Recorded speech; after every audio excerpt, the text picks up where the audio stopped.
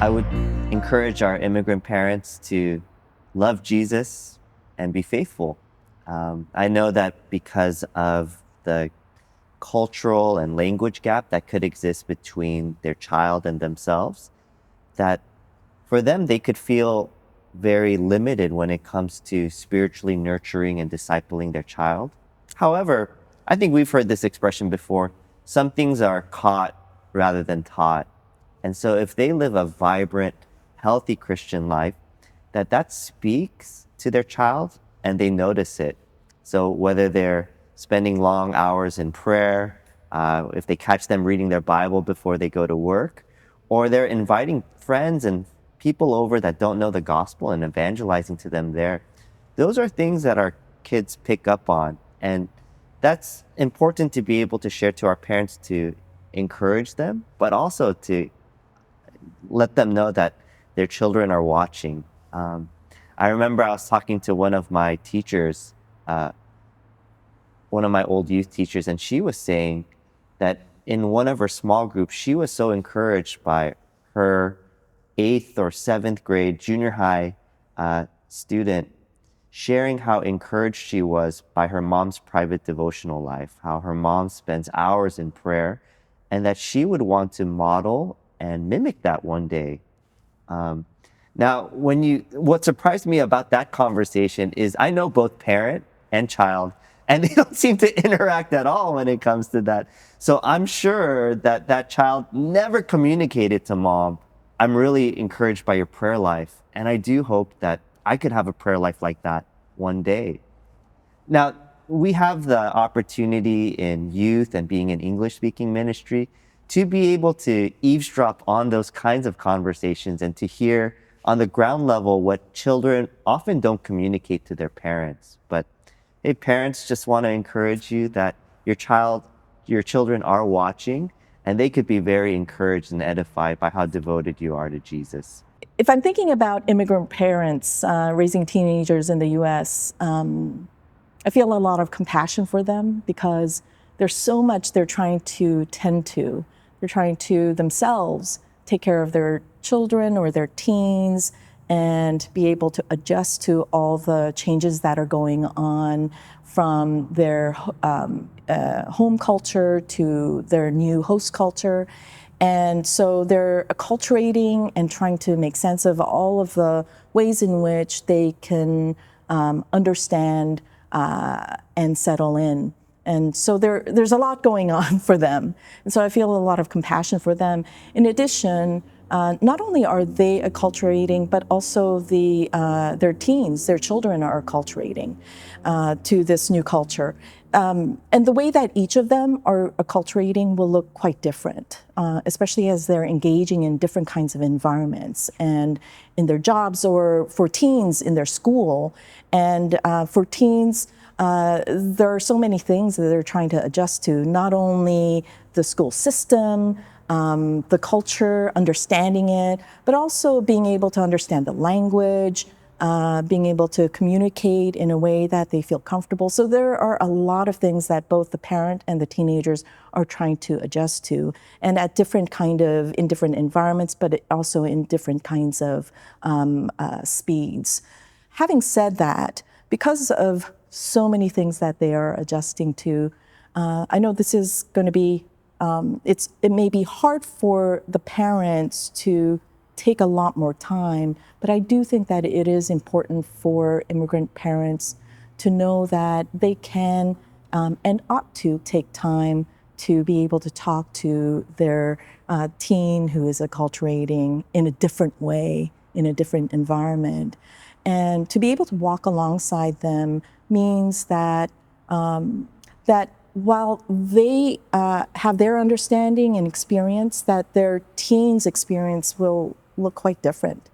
And so taking time to ask a lot of questions, not in a way that is intrusive and bombarding them, but being able to be compassionate, kind, and pacing it at a way that they give them space to reflect on all of their experiences that they're trying to make sense of, whether it might be experience of the different language and the impact on the teen, whether it might be trying to make sense of the communication changes that are going on culturally for them, the impact on them regarding that, but also in terms of even if they experience racism, because that is really real. As a psychologist, I know that a lot of Asian Americans have reported experiencing a lot of racism. Over 50% have identified that. And so given that, there are experiences of racism, the teen might notice it, experience it, or struggle with it, try to make sense of it, and for parents to walk alongside and give them space to talk about it and support them. That will be really important. So I do encourage them in the midst of a lot going on that they are carrying heavy burdens. Yeah. So I don't know exactly where things are right now with immigrant church and trends. I think, the immigrant shifts are changing a little bit, the immigrant waves. But I know from my experience in the immigrant church, the biggest contention with their kids has always been the cultural gap, whether that's generational, language, but there's a huge cultural gap always between the immigrant parent and the American born and raised kids.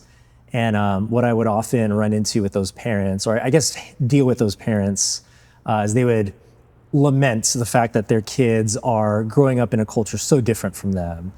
So the understanding was hard across that generational and culture gap. But there was also a sense of, how do they raise their kid when they don't fully understand them? How do they raise their kid in a way where they hold on to their cultural heritage?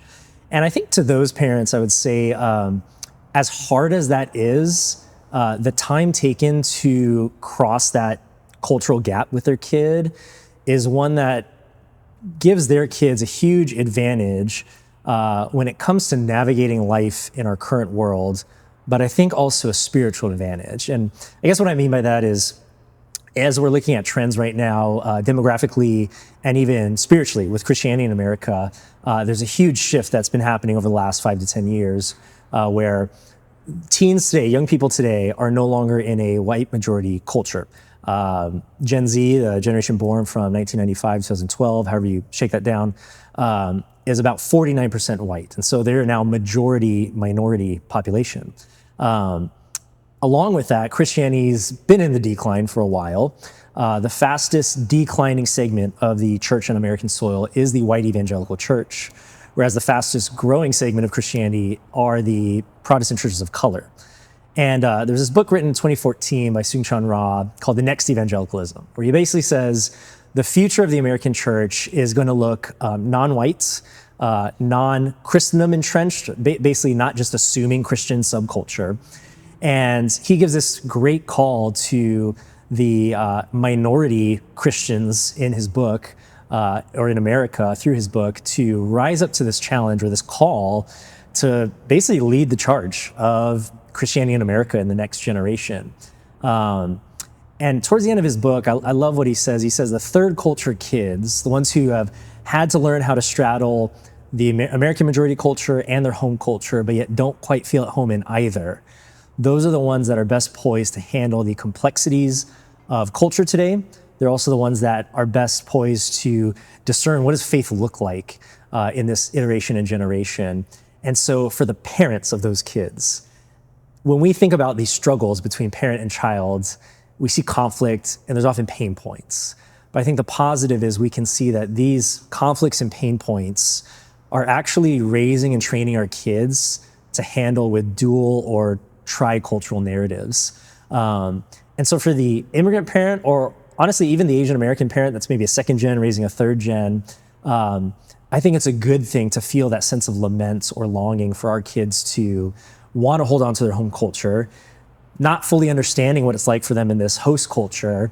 And yet the more that we can do whatever we can as parents, or you can as parents, to impart that culture to them, you can really lift them up and set them up to be the next generation of businessmen, professionals, leaders, and Christian leaders that can, I think, bring about, maybe in the negative, a reckoning, but I think in the positive, a revival in American Christian soil. And so there's a lot of hope, and I think there's a lot of, for me, excitement when I look at the Asian and Asian immigrant church, and especially the parents and families, of how much hope and excitement they can have for their next generation, even if it doesn't look the way they may want it to look, but imparting, passing the baton on, so to speak, to their kids as they grow into adulthood.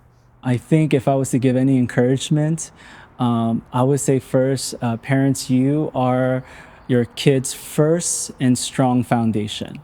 You are the model in which they see. You are the very picture of what it means to be a Christian or Christ-like figure in this world. And I want to encourage parents to remind themselves of that.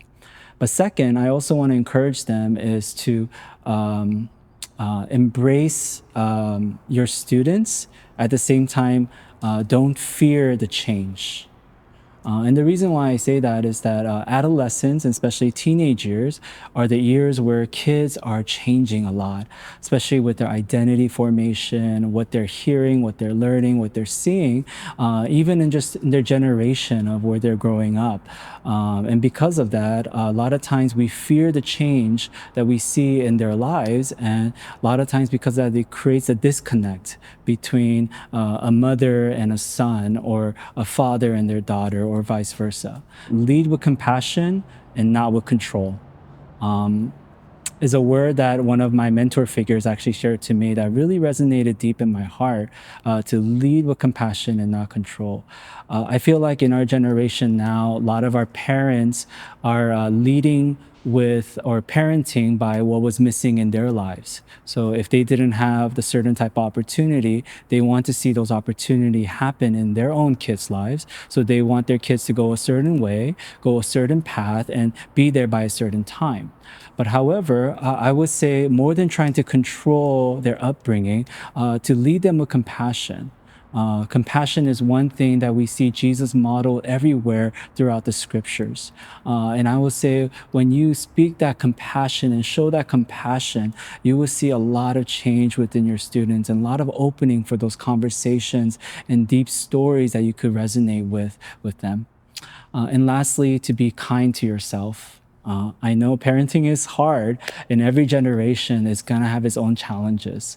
And I want to just encourage all the parents to be kind to yourself. One day's mistake does not equal like forever like turmoil to your kids' lives. There's grace in that. Be kind to yourself and understand that your kids understand you. Kids know what you're trying to convey.